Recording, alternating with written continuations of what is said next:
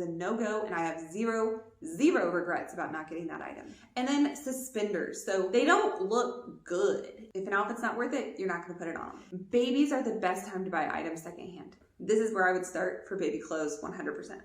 Newborn clothes are adorable, but not necessarily practical. At least not always. You might be nesting, getting excited about baby, and yes, the cute little clothes are very exciting. But today I'm gonna break down what is practical, what you should start with. All right, what you should skip, and how you can save a ton of money on baby clothes. And yes, that is right, I'm gonna say buying secondhand. Okay, we'll touch more on that in a bit. The first item is the classic sleepers. Now, just to be clear, let me throw an image on the screen here. This is a sleeper, this is a onesie. Okay, sleeper is where it's like the full body jammies. A onesie is it snaps under their diaper and their legs are out. Okay, just so we're all on the same page if there's any different countries calling them different things. All right, so sleepers are where it is at. What I like is covers the feet. Okay, a lot of them lately stop at the ankle. I don't like their feet to be out. Now, maybe if they're a toddler and they're running around, but I actually like their feet to be in. And the reason for this isn't so they can never discover their toes, but it just keeps their body heat in there. Okay, it just keeps them warm. And it makes you not have to wear socks. So I like feet in. You want a zipper, don't get the snaps. And then if you're buying newborn, you want a cuff on the sleeve that way that if they are scratching their face, you can cover their hands and you don't have to buy mittens. Now, 0 to 3 months, you might get this as well. Beyond that, it's not a need and often won't be on the item anyway. Okay, and we do want baby to explore their hands at some point, but scratching can be an issue. So sleepers, golden, get yourself some sleepers. Some mamas, they're like, my baby lives in sleepers, that's all they wear. So if you try to put a newborn or even under 3 months old in a cute little outfit, a lot of times they look like a dying baby bird. Like you might have a skinny baby, you might have a chubby baby, but they don't look good in fancy clothes. A lot of times they look like a little gremlin. So stick with the sleepers as much as possible. Now, say you want them to look nice. Say you want them to look fancy for church. Here's some examples of some more fancy sleepers. Okay, these can be daytime, going out sleepers, going to a restaurant. It can still be cozy, comfy, warm, and a sleeper. This is where I would start for baby clothes 100%. The next advice I would give is rompers. So any form of a one-piece outfit, even dresses where it's like attached underneath, love that. Yes, dresses can come with a diaper cover or a bloomer, but then you got 2 pieces to manage. Get it all as a one-piece outfit. They make rompers for boys and girls. Now, one thing that is important is for obviously below potty training, like diaper age, don't get a romper that you have to take on and off all the way. Make sure there are snaps at the bottom to change a diaper without having to fully strip them down. We do want diaper access. That is essential. If diaper changes are hard, the outfit is simply not going to be worth it, and you're never going to put them in it. Some other pros to a one-piece outfit, romper, whatever you want to call it, they're great for backup outfits in the diaper bag. It's one piece, roll it up, shove it in there. Boom. Oh, they had a blowout. Pull this out, they're ready to go. So great for a diaper bag, great for vacations. You don't have to have all these matching sets that you have to keep together, or you end up at the end of the trip with polka dots and stripes and They're also great for dads that maybe struggle with their fashion sense, okay? Not hating on dads here, okay? Grandparents as well, babysitter, whomever. Not that we're that worried about our babies being stylish, but you can't mess up a one-piece outfit. All right, so absolutely love these. I'm gonna throw some images on the screen and definitely check them out. I will link down in the description all the items that I'm highlighting and featuring in this video. All right, so check those out later. A couple other things we want to hit on are some seasonal items. So in the summer, you're going to want some sort of a summer hat, okay? Get as wide brimmed as they can manage without it falling down in their face. Maybe one that protects the back of the neck. They make all sorts. It's completely up to you how good you want to go. There's even ones with like UV protection in the material. So we're going to want some form of a summer hat. Then on the flip side, we're going to want a winter hat. Now, I'm not a fan of like for newborns having like 20 little like newborn caps. No, you'll get a couple that come with sleepers called a day. Don't buy a specific package of hats. But I'm talking a winter hat for truly like it's snow on the ground and you're going outside somewhere, like even just to a restaurant. You're gonna want to put a hat on them, probably, okay? So big fan of having like 1 or 2 winter hats. You don't need a huge selection though, because they outgrow them. When it comes to certain staple items, have one and keep track of it for the season, because by the next season, you'll need a new one. Another winter recommendation, and I'm not gonna go through every clothing item possible, but I do wanna hit on this one, the bear suit. Okay, I heard a mom recently say like, I don't get it. They can't ride in the car seat with it, so it's done. No, you're missing the point. Okay, when baby's in the car seat, you can't have a coat on them. You can't have this fluffy bear suit on because then the straps aren't tight enough and it's not safe. That is accurate. The bear suit is not a coat for like going places.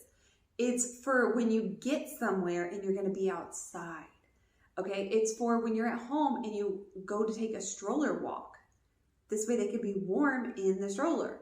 All right, it's going to look at Christmas lights somewhere. And again, they're in the stroller, or you're walking around, or you're going to a fall party and it's an outdoor event. That is what the bear suit is for. Okay, it's for when you get somewhere to put them in it so they can be warm and cozy. So I'm a big fan of the bear suit for any baby that is under walking age. Do it with the footies attached. If they're walking, okay, you're gonna have shoes on them. Do it where there's no footies attached. Great way to keep them warm when you maybe are in a cooler environment. And then another one that I got actually as a hand-me-down from my sister were these Velcro booties. So I hated baby socks. My kids did not wear socks much at all. These Velcro booties were great when you needed them. When they maybe were 9 months old, wearing a two-piece outfit. Wait as long as you can on two-piece outfits. But their feet were out. I hated socks. I'd put the Velcro booties on them when we were going somewhere and it was cooler. You know, just going to the grocery store, for example, or out to a restaurant. And you just didn't want their feet exposed to the world and to the weather and the cold. So Velcro booties, get one pair and get them in gray. That's my advice because they'll match just about everything. Now let's talk about some items that I would highly recommend you consider skipping. Mittens and socks. Boom, boom, done. Don't even have anything to say about them. I don't think either are all that necessary. Yes, you need socks at some point, but like newborn socks are annoying. Okay, mittens, just do the sleepers. All right, do the sleepers with a cuff. Now, two-piece outfits. Let's talk about them. When they're newborns, I don't love two-piece outfits. Yes, you're going to do some. Okay, you're going to do a onesie with pants sometimes. Yes. And as they get older, you're going to do them more and more. Here's my recommendation on that. Get very simple pants. Like I have girls and we did a lot of like the jeggings because every single shirt matched them. Okay, go really basic on one end and then things match way more easily. If you do two-piece outfits, if they are under walking age, it needs to be a onesie. If you try to put like a t-shirt and pants on a 3-month-old and you're holding them in your arms, the shirt is going up and like, it's fine. I'm not saying it's bad to expose their belly, but like, again, the warmth, the comfort, the just like their clothing's getting all combobulated and riding up their neck. Onesies that like tuck in and go under their diaper is what you need to do until they can walk. You need onesies. Trust me, they will look much more put together and much more like stylish and like just tidy. Okay, don't do a separate shirt and shorts or pants. Okay. Then I want to mention some of the obvious frilly, itchy, uncomfortable outfits are miserable on babies. Don't do it. My example of the sleepers that are fancy, that's the way to do it. They can be beautiful and be comfortable at the same time. And then suspenders. So if you're doing a boy and you get him a fancy outfit for Easter or Christmas or whatever, if it has suspenders, try to find one where his outfit has like a loop that the suspenders go through. Okay, because I know they just will fall down. They'll just simply fall off and it's annoying. Okay, you need an outfit designed for it. Even my girls, they had this like little suspender dress thingy. It went over a shirt. They had a shirt on and it was a skirt with suspenders and it would always fall off. Okay, there was nothing holding it up. And this is when they were even 3 and 4. And it would always fall off and it was very frustrating. And honestly, we basically never wore the outfit because it wasn't worth it. If an outfit's not worth it, you're not going to put it on. And one more thing that I want to warn you about when it comes to clothing to skip is too many whites. Okay, for whatever reason, babies with white like onesies and outfits and sleepers, they're going to spit up a lot and they're obviously going to have blowouts as well. And especially spit up, you'll wash them, the stain will be gone, but then it'll like come out later. Like this dinginess can really, it can return. And like say you have white, you wash it and you put it away for your next child, like you go to store it, you'll get it out of storage boxes and these stains will like, they'll come through. So don't get too much white would be my advice, okay? I do have a mom hack to share on how to keep your whites as white as possible. It's not foolproof, but it definitely helps. So hang on for that in just a second. Now, I mentioned earlier that we want to save money. Okay, so how do we get children's clothing on a budget? Well, first of all, hand-me-downs. You've got a cousin, a sister, anybody in your life that has a child older than you of the same gender that can pass things down. Hand-me-downs are a beautiful cycle. We've done it in our household and in our extended family and continue to do it to this day. I get clothes from cousins, we use them and we send them over to other cousins. All right, it's a beautiful system and it is great for helping out on the budget. Another thing would be shopping garage sale, which is usually cheaper. And then there's consignment stores. So that could be something like Goodwill, or it could be, in my area, Once Upon a Child is an example of one.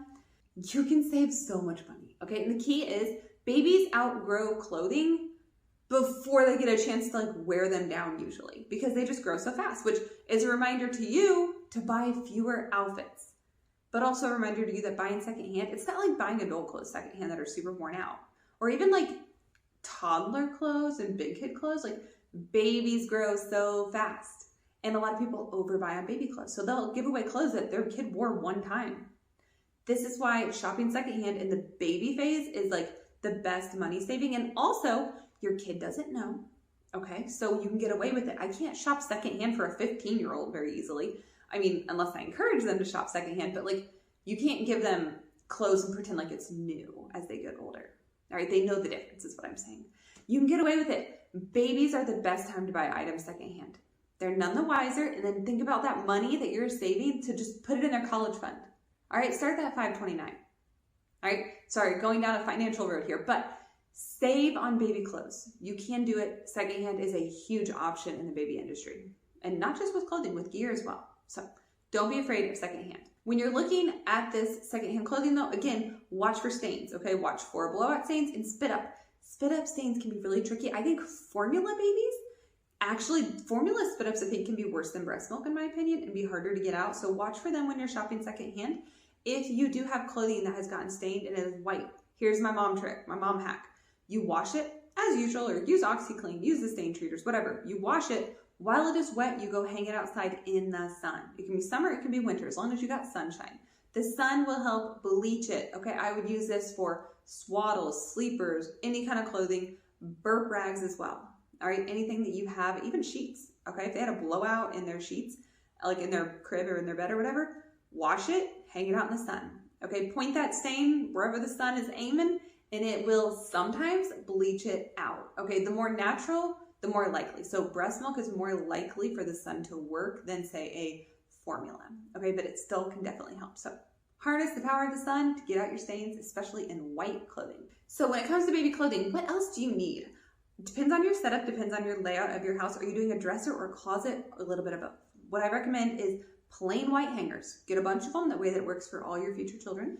I would recommend getting a hamper. Now, up to you if you want one that's like, say like wicker, or one that has like, say, a liner in it. So if poop stains get on the liner, you can wash the liner. Up to you on that, and if you're putting really nasty things in their hamper. Then if you want to do like any sort of like drawer dividers, those like expandable ones, I love those. They can work in adulthood too. They're not just baby items. They grow with baby and grow with your clothing, and they can be moved around from room to room as well, and drawer to drawer. So those are some of my get items. One item that I actually recommend you skipping, you know the little rings that say like 3 months, 6 months, 9 months, and you can put them in their closet? I actually don't recommend these. To each their own, depends on the size of the closet and how much clothing you're gonna get them. But for me, when my baby is 6 months old, I only want 6 months clothing hanging in their closet. Why would I still have 3 month clothing hanging? Why would I get out 12 month? Doesn't make sense to me. I'm a tub mama. The outgrown stuff, it's either saved for the next kid or passed on to the cousins, and the stuff that's growing into is still in tubs. I might have it washed and ready to go, but it doesn't need to be in their closet until it's like something that fits them and fits the season, in my opinion. Therefore, those rings, those labels don't make sense to me. Maybe they do for you. For me, it was a no-go, and I have zero regrets about not getting that item. So this is just an example of an item that is often sold to moms. You think you need it, and I'm over here telling you, you can absolutely skip it. If you're feeling overwhelmed at all by creating your baby registry, I hope this gave you a good starting point on clothing and how minimal you can actually be. If you feel like you need help, I offer a baby registry review service. It is there to help you reduce and minimize your baby registry, and it is a one-on-one. You're working with me and me alone. I don't have a team, and I'm gonna help you get your baby registry on track. So if you're interested in that, more info down in the description. All right, check out more videos, and I look forward to seeing you there.